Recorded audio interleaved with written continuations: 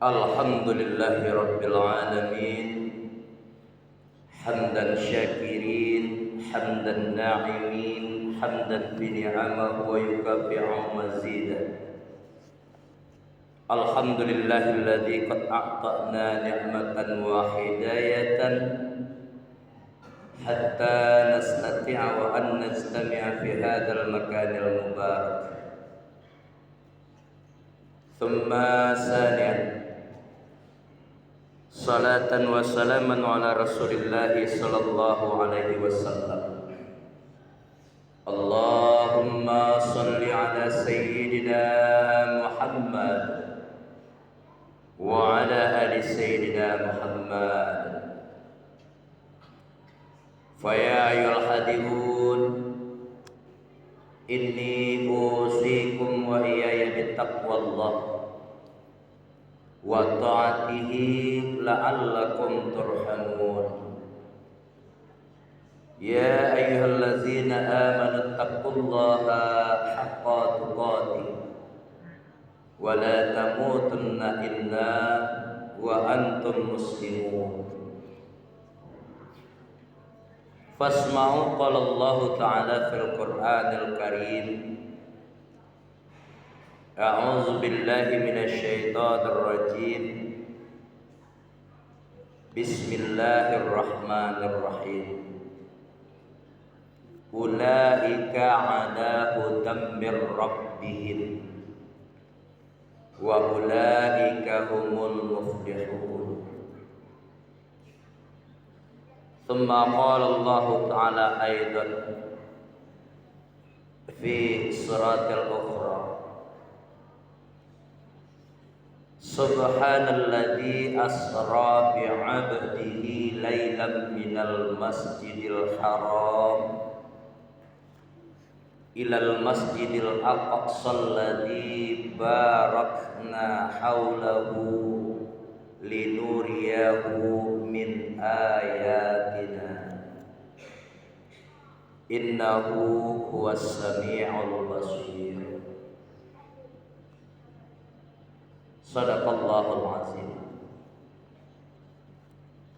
Puji puja syukur kehadrat Allah Subhanahu wa taala.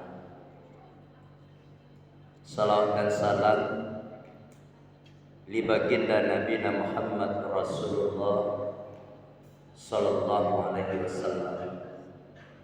Allahumma salli ala sayyidina Muhammad wa ala ali sayyidina Muhammad. Hadirin sidang jamaah Jumat rahimakumullah. Bapak-bapak, para tuan guru, para alim ulama, para tokoh masyarakat, para nenek mama, seterusnya harapan kami kepada generasi muda, harapan bangsa, harapan agama, terlebih kali nantinya menjadi harapan orang tua di hari-hari akhirnya. Jamaah Jumat rahimakumullah. Kita tahu suasana hari ini adalah suasana Isra Mi'raj. Bulan ini adalah bulan yang sangat dirindukan oleh sebagian umat Islam. Dan bahkan ada ulama mengatakan ini adalah bulan penguji keimanan seseorang. Suatu peristiwa yang tidak akan terjangkau oleh akal logika seseorang, yang betul-betul menggunakan dalil akalnya saja tanpa menggunakan iman, tak bakal terjangkau. Allah menuangkan firman-Nya di dalam surat Al-Isra itu diawali dengan Subhan, mensucikan Allah terhadap sang pendahulu. Jadi kalau sekiranya kita memandang sesuatu hanya dengan pandangan logika saja, pantas saja banyak menembus. Masyarul muslimin rahimakumullah. Di kesempatan yang berbahagia ini Allahumma rabbi shrah li sadri wa yassir li amri wahlul 'uqdatam min lisani yafqahu qawli. Sebagai bahan usia takwa di kesempatan hari ini untuk kita kaum muslimin, tidak jauh kita merujuk kepada firman Allah yang kita sampaikan tadi.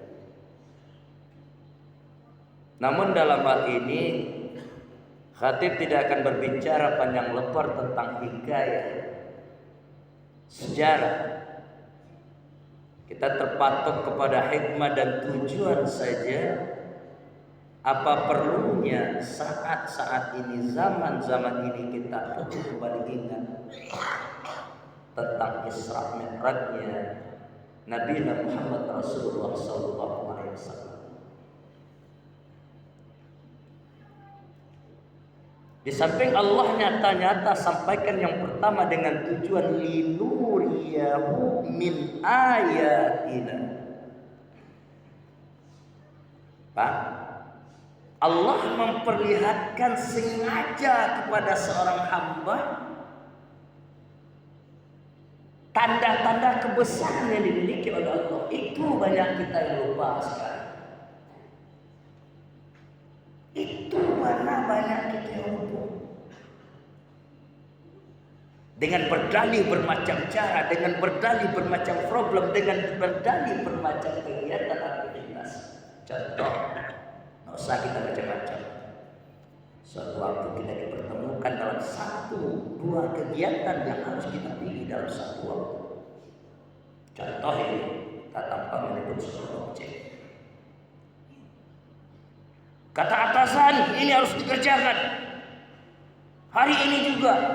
Pas baru selesai atasan ngomong, suara azan manggil, ayo mana yang kita pilih?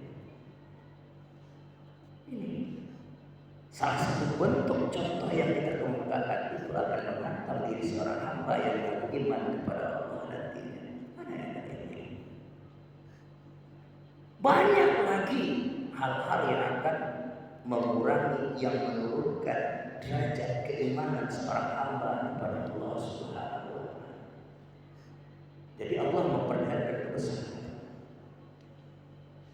Kemudian kalau kurang masuk sampel yang kita kemukakan tadi, ada lagi banyak yang diserang bermacam musibah, akhirnya pada Allah yang ternyata sampaikan. Jangan keluh dengan musibah yang diberikan. Kita merasa miskin, itu perlunya kita sejarah. Belajar kita dengan tarikh. Rasul juga miskin, bahkan di rumahnya nggak ada harta apapun, tapi beliau tenang. Menderita, Rasulullah menegakkan agama Islam di permukaan bumi ini penuh dengan lika-liku, Pak. Bagaimana dengan itu? Bukankah seorang hamba itu bisa naik kelas dari kelas 1, bisa kelas 4, kelas 5, kelas 6, bahkan dia meningkatkan ilmunya di kelas yang tinggi lantaran diuji? Begitu kan logikanya? Jadi untuk itu pertama, tujuan Allah mengisra dan memi'rajkan baginda Rasulullah adalah memperlihatkan kebesaran Allah. Ayat itu bukan Al-Quran ini saja, Pak. Firman Allah itu bukan Al-Quranul Karim yang selalu kita baca itu saja, bukan. Tapi termasuk seluruh alam semesta ini yang tidak tertulis. Kejadian-kejadian itulah yang akan dipikirkan oleh seorang hamba. Hamba yang mana? Ulul albab dalam hal ini. Hamba Allah yang mau berpikir. Kita yang hadir di atas masjid ini, di rumah Allah yang mulia ini, jangan diharap untuk Jumat besok, puasa besok bisa kita menghirup udara segar di masjid lagi. Belum tentu. Nah, inilah kajian likulli syai'in hikmah. Allah memutuskan. Yang pertama, Allah memperlihatkan tandanya di dalam awak galak, di dalam kita senang bisa sedih ketika itu.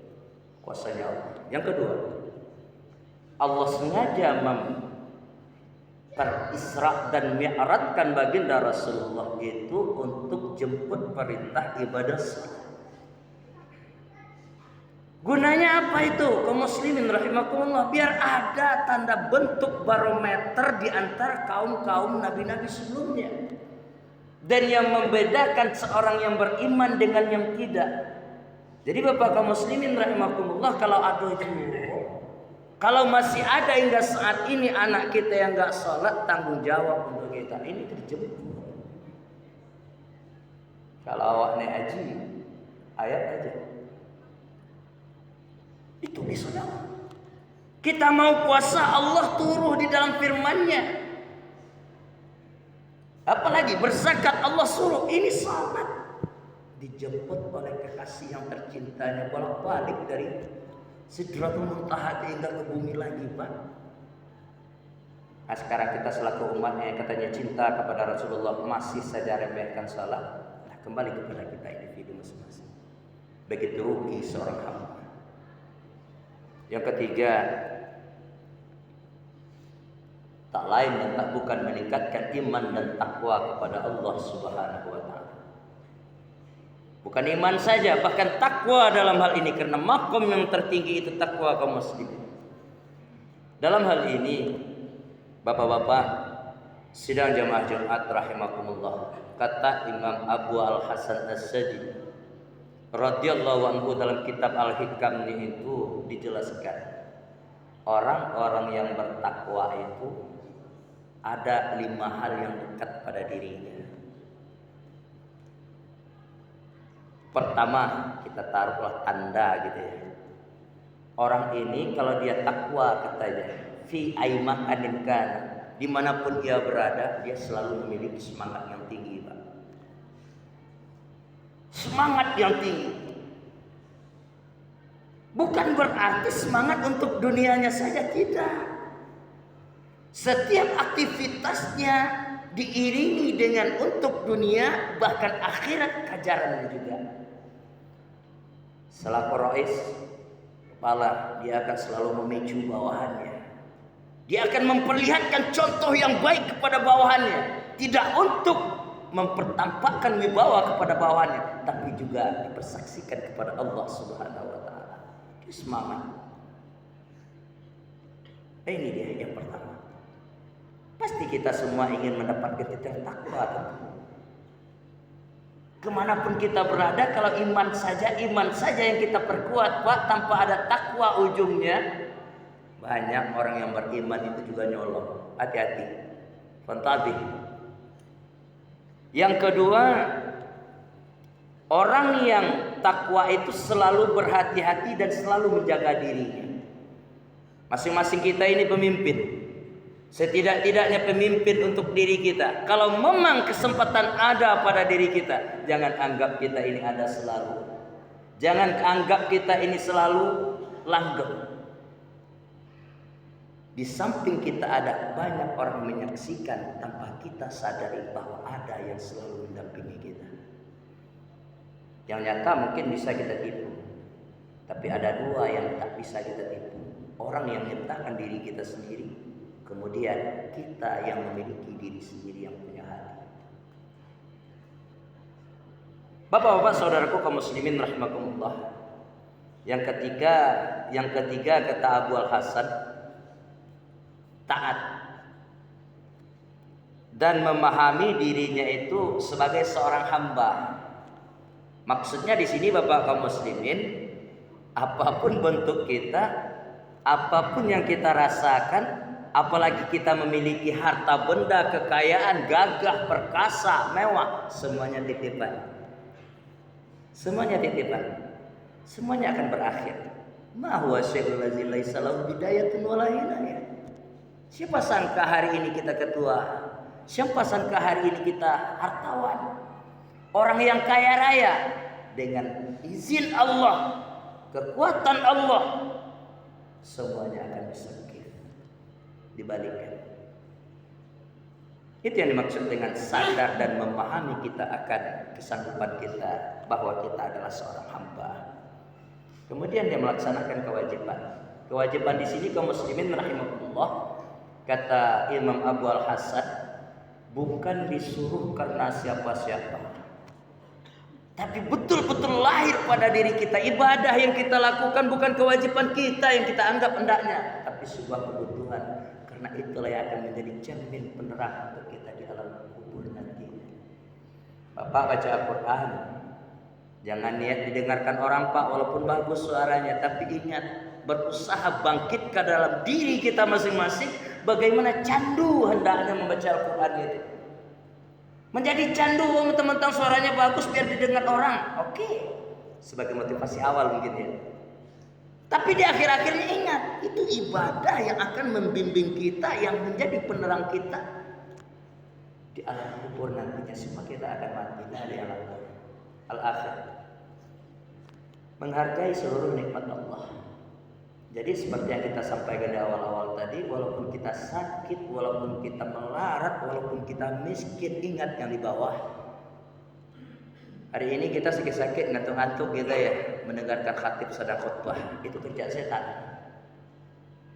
Tapi coba kita balikkan akal pikir kita selaku insan yang normal. Masih banyak saudara kita Pak, kaum muslimin rahimakumullah, yang gak bisa sama seperti kita duduk di masjid yang megah ini mendengarkan nasihat takwa yang akan ia pakai sehari-hari untuk kehidupan berikutnya. Banyak sakit kita, kawan adalah nama meninggal. Pincang kita, kawan kita ada yang tidak bisa jalan apa-apa. Nah inilah yang disebut dengan kajian hikmah. Likulli syai'in bil hikmah. Mudah-mudahan dengan 3 tujuan, memperingati Isra dan Mi'raj, mengenang kembali sejarah Rasulullah Isra dan Mi'raj, termotivasi kembali hendaknya kita beribadah, bukan untuk dunia saja, bahkan juga akhirat sebagai ladang tabungan amal kita.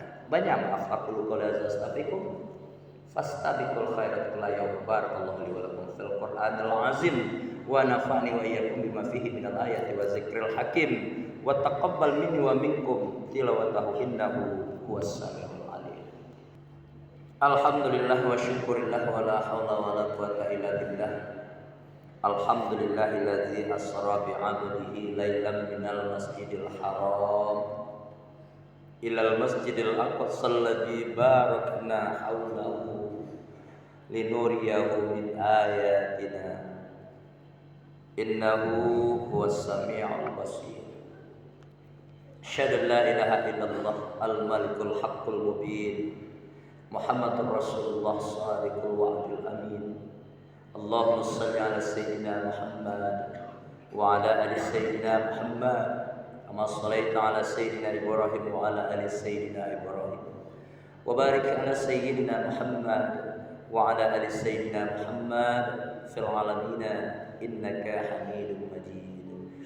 Fa ya ayyuhal hadirun inni usikum wa iyaya bitaqwallah wa ta'atihi la'allakum turhamun. Ya ayyuhallazina amanu taqullaha haqqa tuqatih wa la tamutunna illa wa antum muslimun. Fasma'u qala Allah ta'ala fil Qur'anil Karim.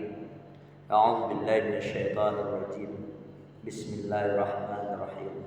Walau tara idil mujrimuna nakisu ruhusihim 'inda rabbihim Rabbana absarna wa sami'na farji'na na'mal salihan inna muqinun. Sadaqallahul aliyyul azim. Innallaha malaikatahu yusholluna 'alan nabi ya ayyuhallazina amanu sallu 'alaihi wa sallimu taslima. Allahumma ighfir lil muslimina wal muslimat wal mu'minin wal mu'minat al ahya'i minhum wal amwat وسيرهم على معاند رب اختم لنا بالخير ويا خير الناصرين برحمتك يا أرحم الراحمين. اللهم أحينا بالإيمان وأمتنا بالإيمان واحشرنا بالإيمان وأدخلنا الجنة مع الإيمان. ربنا إننا سمعنا مناديا ينادي للإيمان أن آمنوا بربكم فآمنا. ربنا ظلمنا أنفسنا وإن لم تغفر لنا وترحمنا لنكونن من الخاسرين.